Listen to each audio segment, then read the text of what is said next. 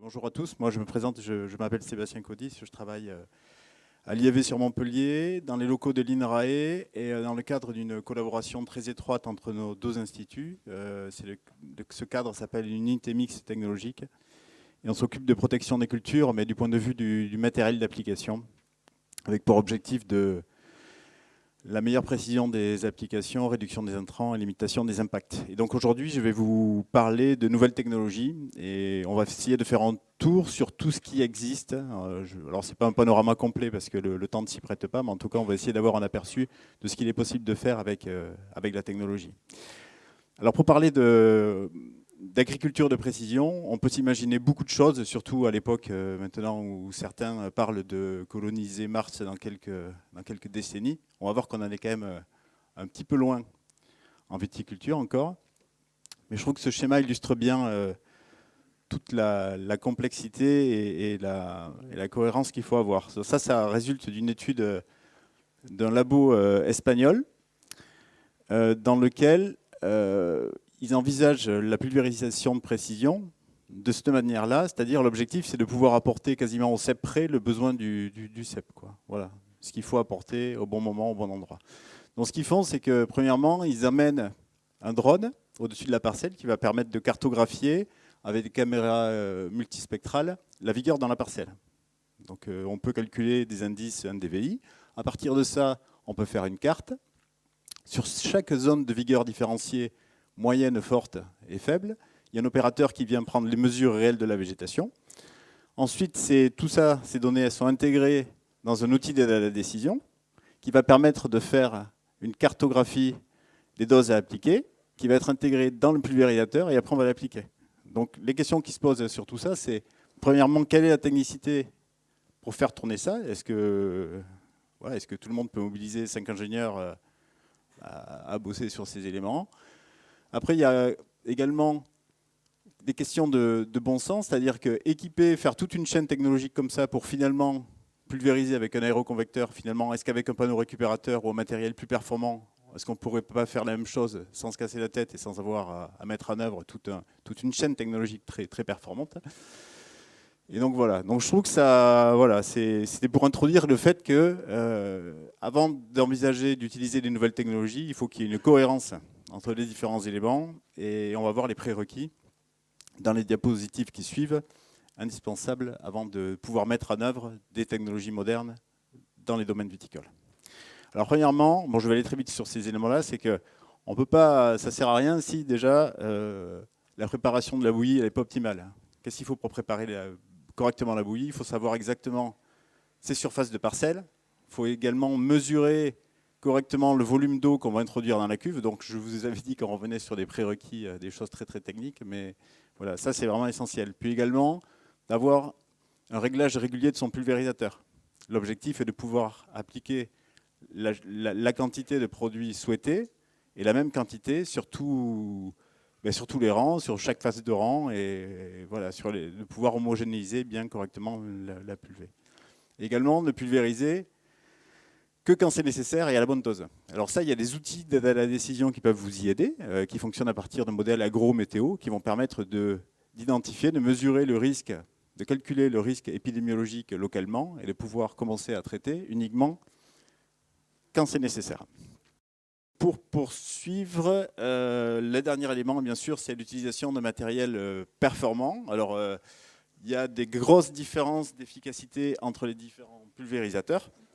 Donc, l'objectif en utilisant un matériel performant, c'est de pouvoir transformer une dose par hectare qui va être appliquée en un maximum de produits qui va arriver sur la cible, sur la végétation traitée. Et pour ça, pour pouvoir comparer les différents matériels, on s'est attaché au sein de l'équipe à laquelle j'appartiens à développer des bancs d'essai, donc c'est les vignes artificielles qui permettent de reproduire différents modes de conduite, vignes larges et vignes étroites, mais également différents stades végétatifs et de pouvoir comparer les différents appareils sur ce même modèle et de pouvoir comparer les résultats.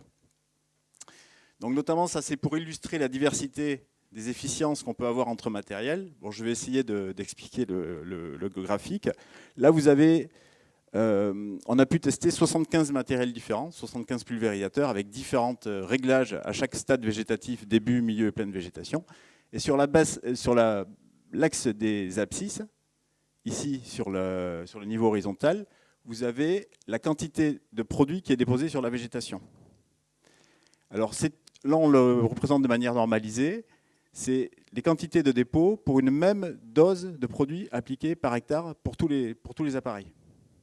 Donc, ce qui veut dire, par exemple, si on a un niveau de 1000 ou de 500, ça veut dire qu'en utilisant un pulvérisateur qui met 1000 à moitié dose par hectare, on continue à déposer 500 sur la végétation. Voilà. Et comme ça, cette unité elle permet de comparer et de normaliser, de comparer les différentes situations. Donc vous avez maintenant sur l'axe des ordonnées, sur l'axe vertical, la capacité du pulvérisateurs à homogénéiser le produit déposé sur la végétation. Parce que vous savez qu'il y a des pulvérisateurs qui peuvent permettre de mettre beaucoup sur la végétation, mais de manière très, très hétérogène. D'un côté, il reçoit beaucoup, et l'autre, il n'y a quasiment pas de produit.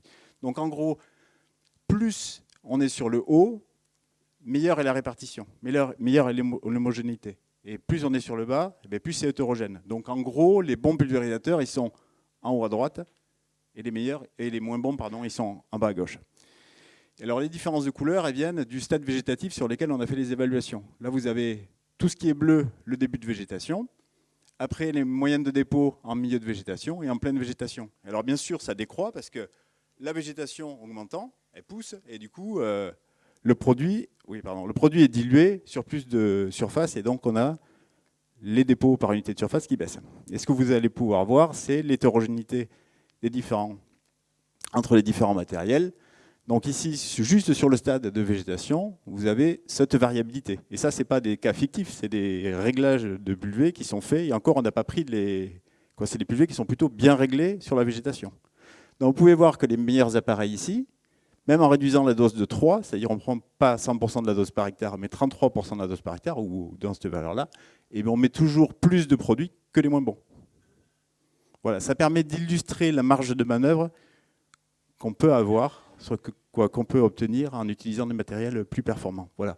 Alors c'est un peu la même chose en milieu de végétation, et c'est également la même chose en pleine végétation. Alors il y a un peu moins de différence entre les moins bons et les meilleurs, mais par contre ça va plus se répartir sur la capacité à bien homogénéiser le produit, parce qu'au bout d'un moment, on ne loupe plus la cible, parce qu'elle a grandi, donc il y a moins de pertes. Voilà, donc c'est pour illustrer que ça, sans nouvelles technologies, on peut déjà faire beaucoup avec le soin lié au réglage et au choix du matériel. Voilà.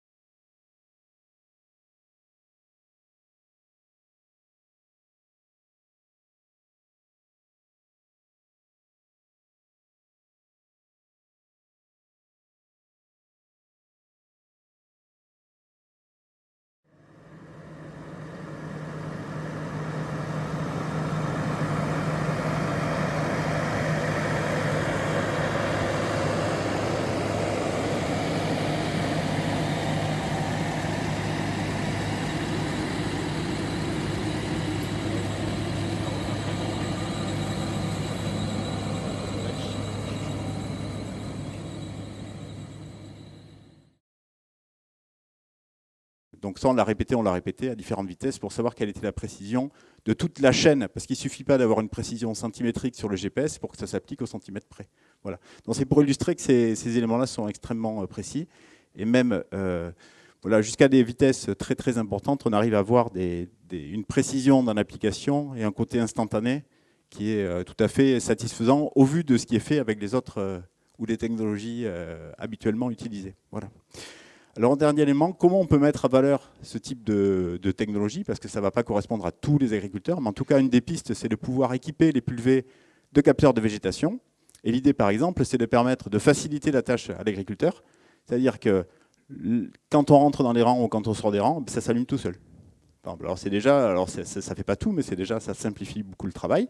Ou alors, sur des parcelles où il y a beaucoup de manquants, où il y a beaucoup de maladies du bois, et bien finalement, on ne pulvérise pas quand il y a des manquants. Alors ça paraît très simple, en termes de concept, tout le monde le comprend bien, mais la mise en œuvre pratique de ce type de technologie, il y a eu quelques essais, mais il n'y a eu rien, il n'y a aucun service proposé actuellement qui permet de le faire, à part quoi, ça vient d'émerger très rapidement, même si conceptuellement, ça se comprend très très bien. Mais par contre, il faut bien vérifier que quand il y a un trou de végétation, et la pulvée, le but, c'est pas que d'économiser les produits, c'est de pouvoir traiter là où il y a de la végétation. Il faut, par exemple, fermer après l'apparition du trou, rouvrir avant la fin du trou, pour que tout soit traité. De la même manière, il y a pas mal de fois où on ne sait pas trop si on doit ouvrir 2, 3 hauteurs de buse, parce que en fonction des parcelles, c'est pas toujours homogène. Et là, il y a des dispositifs qui permettent donc d'ouvrir toutes les buses, justement avec ça, et de pouvoir ajuster automatiquement le nombre de buses ouvertes à la végétation. Et ça évite de pulvériser dans le vide quand vous avez une parcelle qui est moins vigoureuse ou qui a un différent mode de conduite. Donc je vais vous illustrer ça. Donc ça, c'est un pulvérisateur qui est équipé. Alors je vous ai fait deux cas. Hein. Donc il y a un seul capteur de végétation et un pilotage par tronçon. Donc là, c'est on-off. Vous voyez là, il n'y a pas de végétation, on ne met pas. Il y a de la végétation, on met des deux côtés. Et par contre, quand il y a une végétation plus faible, si vous avez un seul capteur de végétation et que vous pilotez par tronçon, ben vous continuez à pulvériser là dans le vide, alors qu'il n'y a pas de végétation. Et alors que si vous avez plusieurs capteurs de végétation en pilotage à la buse, et vous pouvez adapter réellement ce qui est appliqué. Voilà. Alors, juste, je vais vous illustrer. Alors voilà, ça c'est ce dispositif a été adapté sur le pulvérisateur. C'est des essais d'évaluation qui ont été conduits en juin. Donc c'est des capteurs ultrasons qui sont montés en face de chaque buse et qui, voilà, c'est un peu long de la vidéo parce que voilà, mais en tout cas qui permettent d'ajuster. Chaque capteur de végétation est adapté à une buse et ça permet de, quand il y a de la végétation, on pulvérise. Bon, voilà, ça c'est assez simple à voir. Donc ce qu'on a essayé de faire, c'est paramétrer la sensibilité des capteurs de manière à ce que ça se passe au mieux. Voilà. Alors ça, on l'a fait pour le moment dans un cadre d'expérimentation et l'an prochain, on va le mettre en œuvre dans plusieurs vignobles où ces dispositifs seront mis. Donc vous voyez un peu le fonctionnement. Donc là, vous arrivez devant un trou, ça coupe. Alors effectivement, il y a des faux négatifs, mais il vaut mieux pulvériser. Voilà, le but, c'est pas que d'économiser du produit, c'est de pouvoir ajuster à chaque fois la pulvérisation quand il y a ou pas de la végétation. Voilà. Et sur ces premières évaluations, on arrivait à économiser 30% du produit sur une parcelle en pleine végétation. Voilà, par rapport à une application en plein. Ce qui permet d'illustrer les potentiels de ce type de technologie. Bon, je ne vais pas être plus long parce que ça se comprend assez facilement. En tout cas, ce qui manque à la fin, c'est sur ces nouvelles technologies, on a besoin de méthodologies pour pouvoir les appréhender au mieux. Par exemple, ce type de techno, ce n'est pas reconnu comme limitant la dérive alors que c'est un potentiel globalement pour limiter la dérive. L'enjeu demain au niveau européen, alors c'est pas encore très bien connu au niveau national, mais en tout cas il y a beaucoup de réflexions qui sont en cours pour pouvoir intégrer les nouvelles technologies d'application de précision dans les AMM, donc faire une gestion du risque qui tient compte de la précision du matériel et de pouvoir adapter les AMM en fonction du matériel qui sera utilisé. Alors ça paraît un peu de la science-fiction, mais c'est déjà le cas pour le Captane à l'arbo. Je ne sais pas si certains connaissent la filière arboricole. Le Captane, c'est un pilier de la protection qui a été repêché par l'Union européenne, mais moyennant, qui peut encore être utilisé, moyennant des techniques d'application plus précises. Alors vous allez voir le niveau de précision, c'est qu'il faut, tel que c'est libellé, donc il faut une réduction d'au moins 60,7%. Attention, 0,7% en moyenne de la quantité de produits phyto appliqués, une réduction de moins de 20% des pertes au sol. Et tout ça, c'est en train d'être transcrit en droit français, où ça, le ministère a la lourde charge de pouvoir dire à quoi ça correspond.